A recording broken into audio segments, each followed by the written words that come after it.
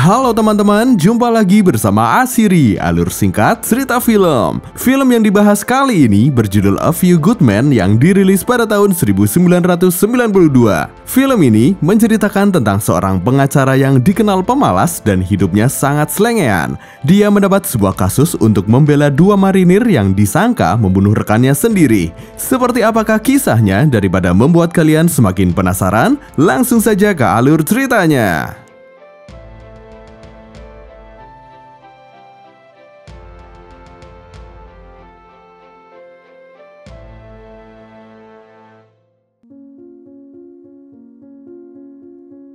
Bertempat di markas Pangkalan Angkatan Laut Amerika di Guantanamo, Kuba, ada dua orang anggota marinir Amerika masuk ke barak seorang prajurit marinir bernama William Santiago. Tiba-tiba dua anggota marinir tersebut menyekap prajurit Santiago.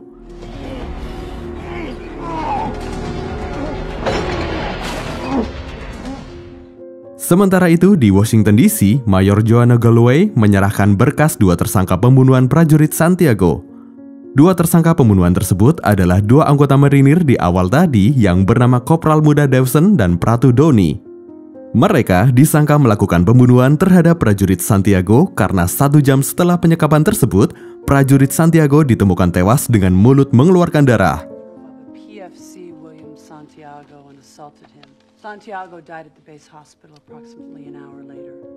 Menyikapi kasus tersebut, Mayor Galloway meminta pada pimpinannya, Kolonel West, untuk ditugaskan menjadi pengacara mendampingi dua anggota marinir tersebut.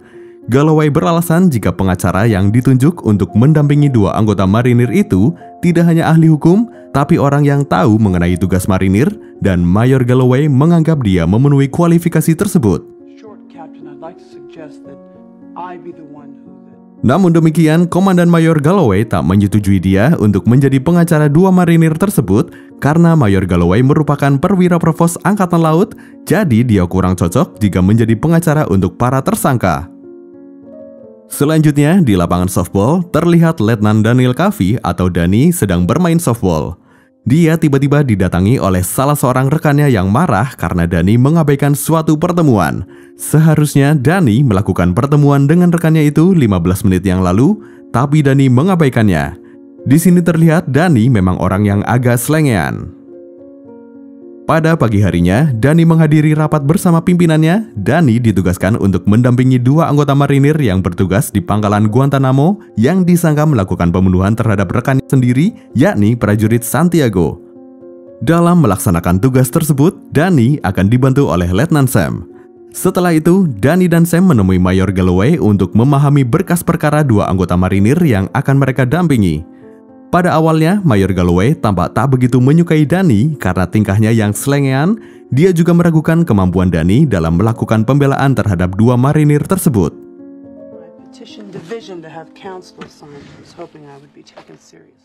Hal itu beralasan karena Mayor Galloway meyakini ada kejanggalan dengan kasus terbunuhnya prajurit Santiago. Mayor Galloway melakukan berbagai analisis seperti profil Komandan Pangkalan Angkatan Laut, yaitu Kolonel Nathan Jessup, yang sebentar lagi akan naik pangkat menjadi jenderal dan dipromosikan menjadi Direktur Operasi Keamanan Nasional, hingga tindakan prajurit Santiago yang menulis surat untuk meminta dipindah tugaskan ke satuan lain, serta ancaman prajurit Santiago kepada rekannya akan membongkar tindakan pelanggaran tentang penembakan pagar di Pangkalan Guantanamo. Selain itu, Mayor Galloway juga meyakini jika dua anggota marinir itu tidak bersalah. Tak lupa Mayor Galloway berpesan pada Dani untuk berhati-hati ketika berkunjung ke Guantanamo untuk mencari bukti petunjuk yang baru. Karena marinir di sana memiliki karakter yang berbeda.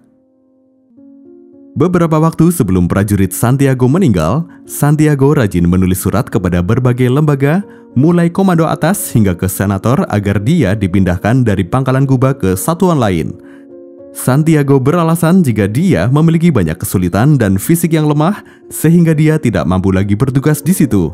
Dia juga menuliskan jika dia siap membongkar praktik pelanggaran yang ada di Pangkalan Angkatan Laut Amerika di Kuba.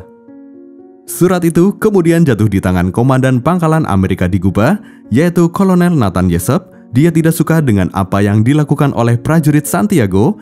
Dia menganggap jika prajurit Santiago telah melakukan kesalahan dengan merusak rantai komando. Dia kemudian mengadakan diskusi dengan wakil komandan pangkalan, Letkol Markinson, serta komandan peleton Santiago, yakni Letnan Kendrick. Letkol Markinson menyarankan agar prajurit Santiago segera dipindahkan, namun Kolonel Jessup tampak tak setuju dengan usulan itu. Kemudian Kolonel Jessup gantian memarahi Letnan Kendrick karena tidak becus membina anak buahnya, yakni prajurit Santiago. Kolonel Jessup pun memerintahkan agar Letnan Kendrick memberi pembinaan pada bawahannya itu. Letkol Markinson tidak setuju dengan apa yang dilakukan oleh Kolonel Jessup, tapi karena yang menjadi pimpinan di pangkalan itu adalah Kolonel Jessup, maka Letkol Markinson tidak bisa berbuat apa-apa. Setelah itu, dua tersangka ditahan di rumah tahanan militer di Washington DC, lalu Mayor Galloway kembali menemui Danny yang sedang berlatih softball.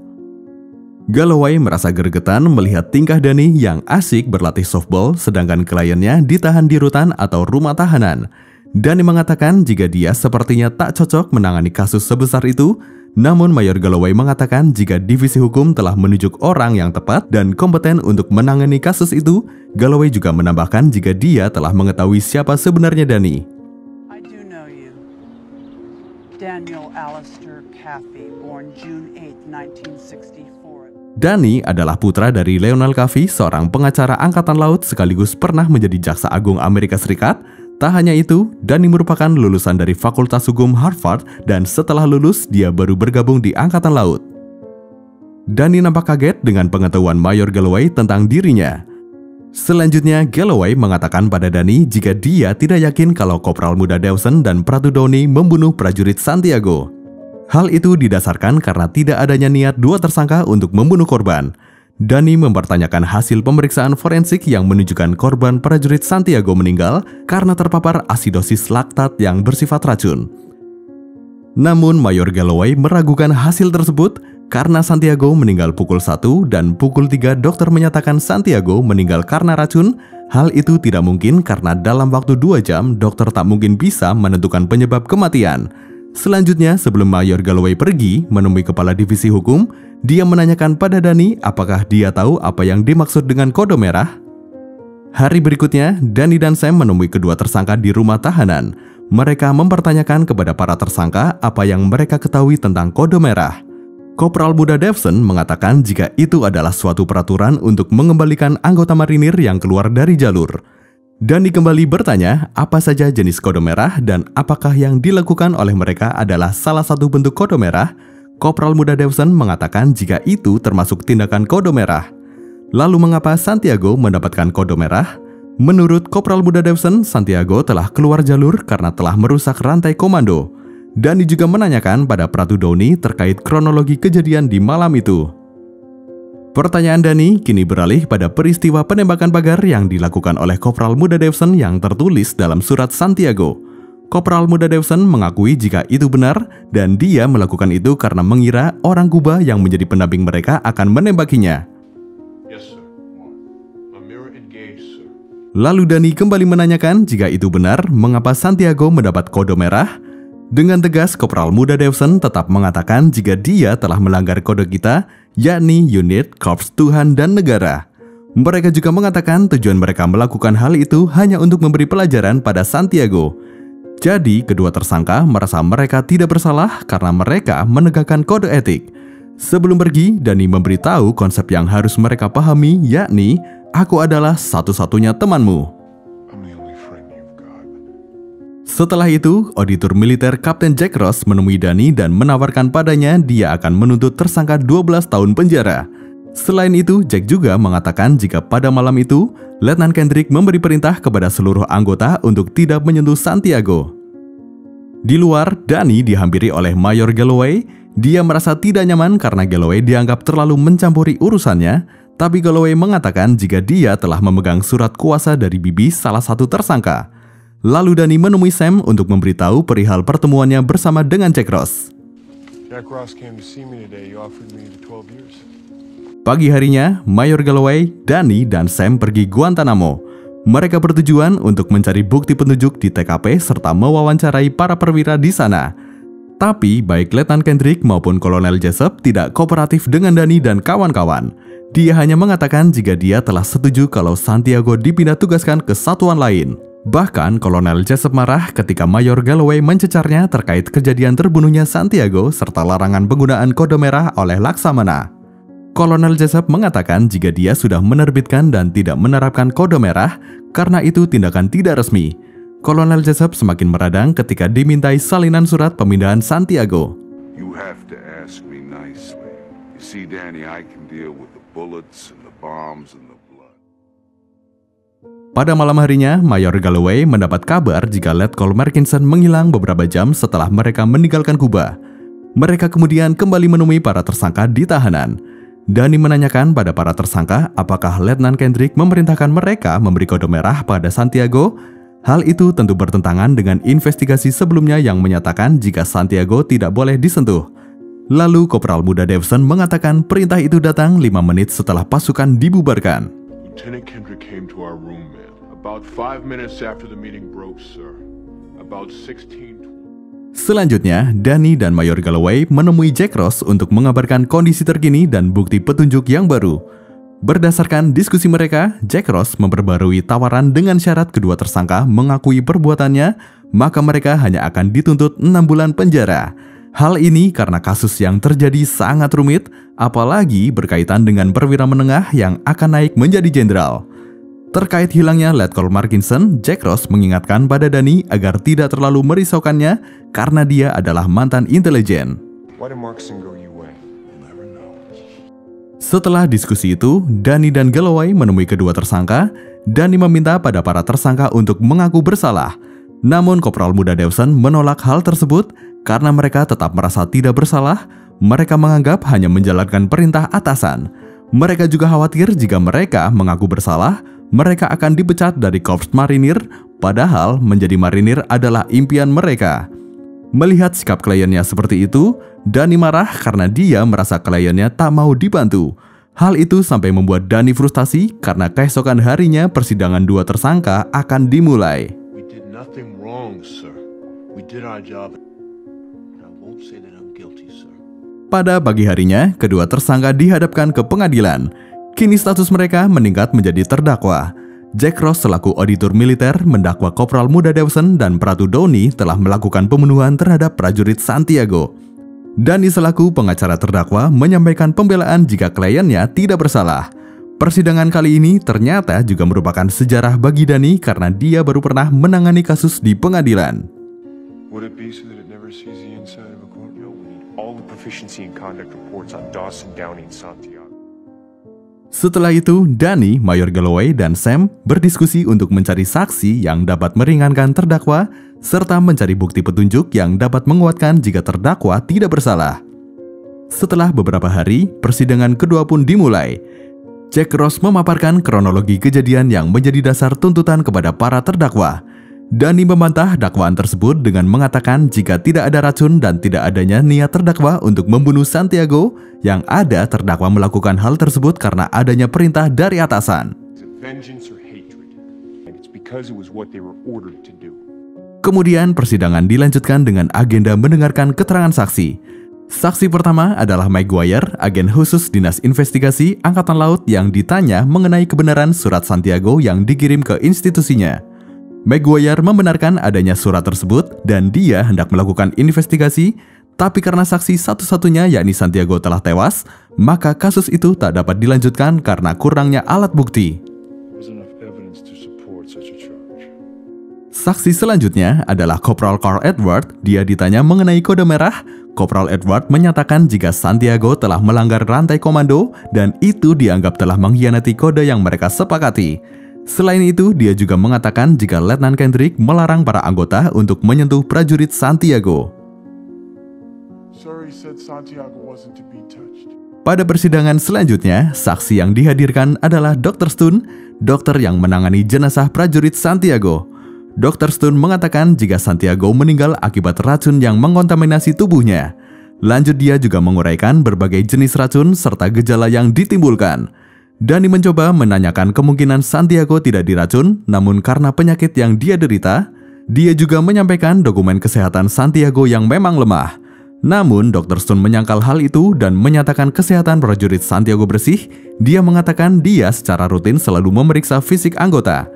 Hal itu memicu perdebatan di ruang sidang, tapi Dr. Stone tetap meyakini jika Santiago tewas karena diracun. Was Willie Santiago poisoned? Yes. Untuk menghilangkan stres dengan kasus yang di pengadilan, Danny dan Mayor Galloway mencoba melepas penat dengan makan malam bersama.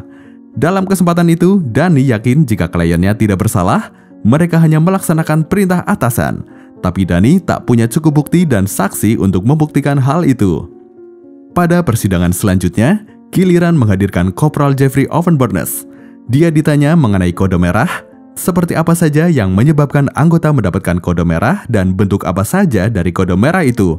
Dalam keterangannya, beberapa anggota pernah mendapatkan kode merah karena berbagai kesalahan yang mereka lakukan, serta keterkaitan kode merah dan pelanggaran yang dilakukan prajurit Santiago.